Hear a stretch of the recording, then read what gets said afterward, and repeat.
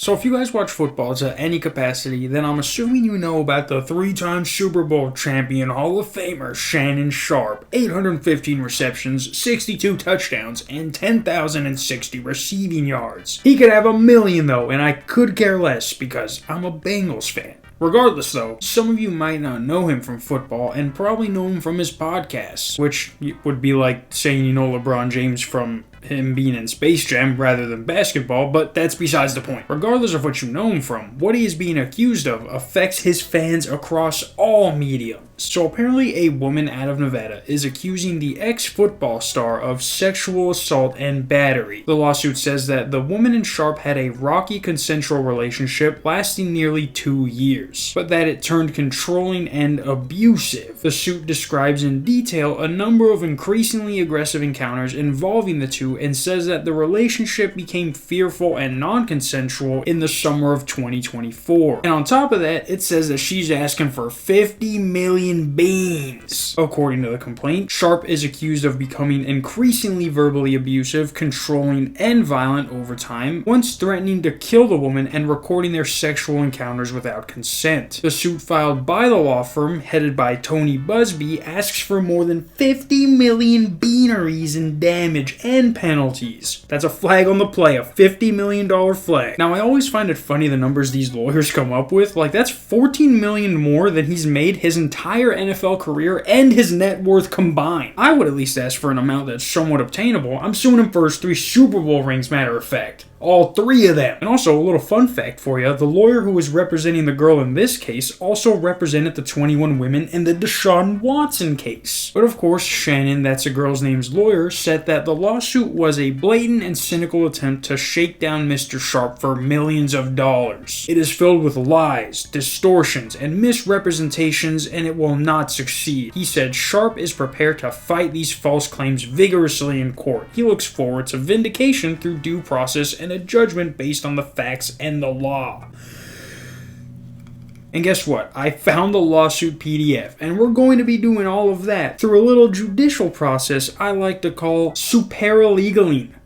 Trademarked, registered motherfucker. But as you can see, we have Jane Doe versus Shannon Sharpe. And after a little introduction about what's going on and who Shannon is, we get into Part 1, Section B, the beginning of a consensual but deeply manipulative relationship. Sharpe first met the plaintiff at a Los Angeles gym in early 2023. Sharpe would deliberately watch her in such a way to make sure that she knew he was watching her. One day, as she finished a set and turned around, she found Sharpe standing inches behind her. Sharpe told her that he noticed her at the gym and wondered why she hadn't introduced herself. This was the first time they spoke. At the time, she had just turned 20 years old, was caught off guard, and was face to face with a 54-year-old man she had never met. She did not know at the time who Shannon Sharpe was. She did not know what to say, nor how to feel about his advances. How about feel creeped the fuck out? This dude went to a gym to stare at a woman 35 years younger than him until he realized that isn't going to make her come over and talk to him, so he took it upon himself to stand inches from her while she works out, so that she had no choice but to feel his rapey presence. But like, you do that to any girl at the gym and they're revoking your membership. Like, it says he deliberately watched her to make sure she knew. He's lucky she didn't call the cops on him. Go to the gym and stare at a girl until she notices and then don't stop.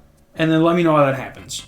Let me know how that goes and what happens. But believe it or not, it gets worse. During their first conversation, Sharpe proposed a challenge, a competition to see who could lean out faster. The prize, if she won, he would buy her fake tits. She was stunned. The implication that she needed or wanted such thing was wildly inappropriate. Hearing it from a stranger more than 30 years her senior made it even more disturbing. So now what I want you to do is, after that girl realizes you're staring, go up to her and ask her if she wants to partake in a little friendly competition. The prize? A free BBL.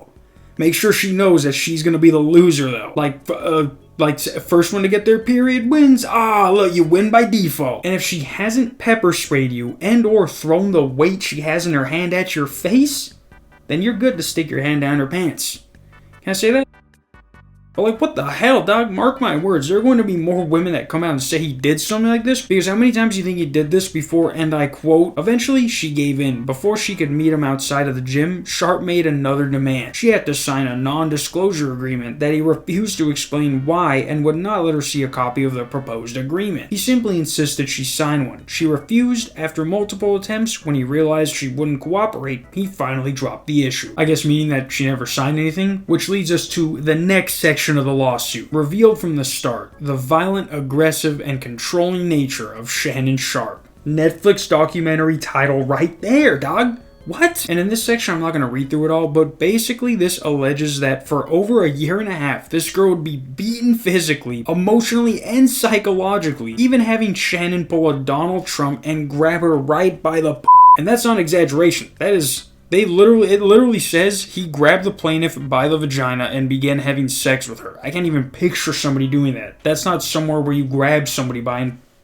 like move them. Or like it says, after being 5 minutes late, he threatened to kill her, also saying that she was so scared that she was sharing her location every time she went to his place, and when he saw her do that, he grabbed her by the neck and said, if you do that again, I will fucking kill you. So basically this is the meat and potatoes of the lawsuit. This is where it gets serious, and while I have to believe both sides until more comes out, the amount of times she said, he said, I'm gonna kill you, doesn't even make sense in some of these situations. Like it says on October 6th, as she was working out, she saw Sharpe aggressively approaching her. She could tell by his look and by the way he moved quickly towards her that he was furious for having been ignored. And as soon as he got close, he told her, sit the fuck down or I'm gonna kill you. She refused, saying, I don't want to talk to you. You cheated on me. His response was dismissive and controlling as usual. You don't get a choice. And then it says he forced her in his car and they drove to his apartment. Now when she says you cheated on me, that was apparently when he went live that one time when he was having sex. Apparently that wasn't this girl, and he did that to make her jealous. But I also have a hard time believing that this giant individual was able to force you out of the gym against your will without you being able to let someone know what's happening. Like, yeah, this giant dude is bothering me and now he wants me to get in the car with him? What kind of gym is that? What kind of gym just lets that happen? Like, I know they're not at a 24-hour fitness, they're at a private gym. 100% there was security there. It then goes into a bunch of detail about where he allegedly put things and for how long he allegedly put those things for. I'm not dismissing any of it, but I just don't want YouTube to be like, alright, yeah, you didn't have to say that. Just know that from her perspective, Shannon Sharpe is this rapist murderer who's this close to snapping. And while that might be true, allegedly, Shannon Sharpe has some proof of his own that contradicts stuff this girl is saying. So Shannon Sharpe tweets out this, a statement by Lainey J. Davis, consul to Shannon Sharpe. It then shows text that the girl who they now name Gabrielle Zuniga sent to Shannon. So these texts are from the girl sent to Shannon Sharpe. I want you to put a dog collar around my neck and choke me while you're fucking me. I know you miss this big juicy ass. 25K for each cheek. Oh, dog. Each cheek? 50,000? Is that not 24K for each week she meant? Each cheek.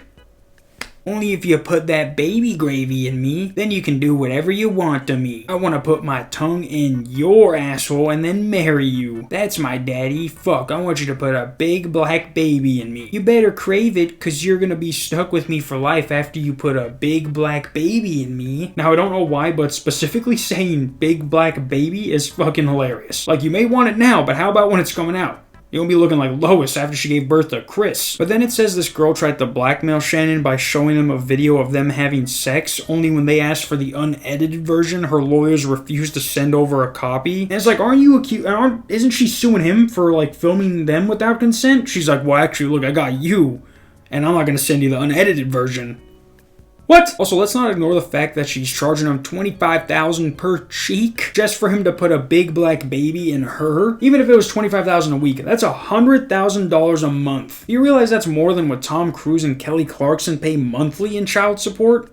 Combined? Now, there have been 2 videos that came out since I was editing this, and one of them is Shannon Sharpe himself addressing what happened, basically just saying what his lawyer said in the tweet he made. To my family, friends, supporters, and colleagues, I want to speak to you directly and from the heart.